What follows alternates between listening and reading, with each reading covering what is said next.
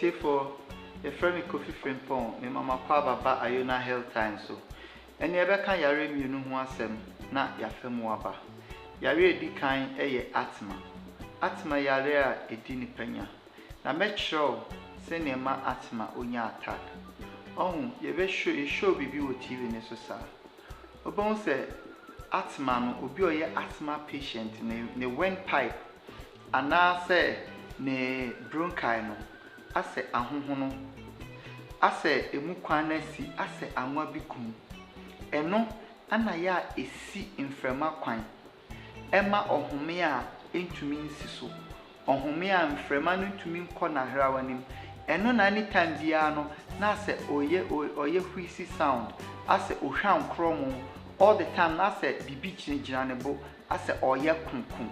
na eno no any conditioner ema yekaso obi wo asthma na meka chiro se na yesi ehu aduro no ami kashe nyame ni onyam se aduro bi aba ye friend HP cough onum HP cough na ebekwa koyiyi amaman na ewo ni nyina na inflammation bi e wo windpipe ni bia ebe work on it na afi ekwan ni mata ho a wonya attack bia infection bia it has to do with respiration and as a respiratory system no ebeboa. In fact se utenya cold catarrh flu especially mo amota enum cigarette ene mo amoti baby a enwusie ni ade wo no wonya HP cough ebe clear bibia through system nim phlegms ni ubeyi aba ubeyi phlegms ni nyina ba na intini bia wo bia mu aye honhono aye esisi bia ebe clear bibia afi ohome a ebesi so kama na waye kama yare amesa koso eye yefun yare eye digestion issue. In fact yare bebria ewo Ghana ha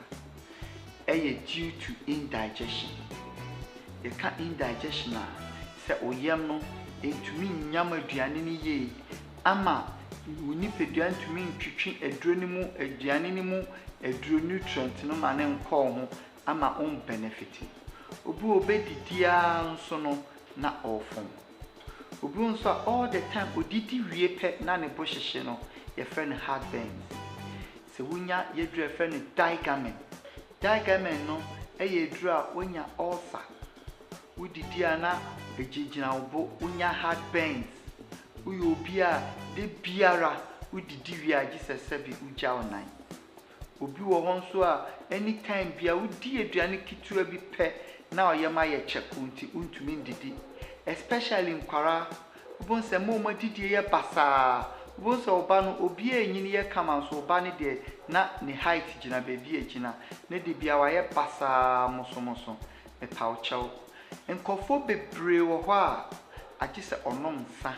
ansa na wadidi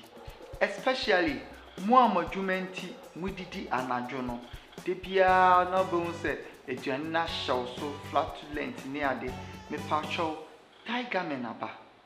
digamen no onoma gas egina oye nyina ebeyi no intestines oyem nioma sepi obu an yem nioma pastate sei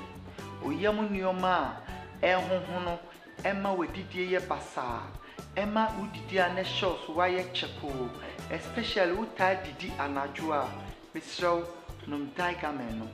se onom digamen na ebesiesi uyem obon se udidi a obeye fine oye uobi a wo ulcer obenom digamen no bosomem enson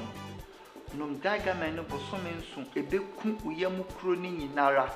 bebi biara ulcer wo yem bia no ebe treat no na why free obem say all the time no wafu ye flat udidi a o benefit o ye kama oba ebe didi nyina ye prom aye kama among say yes this is what you need madam.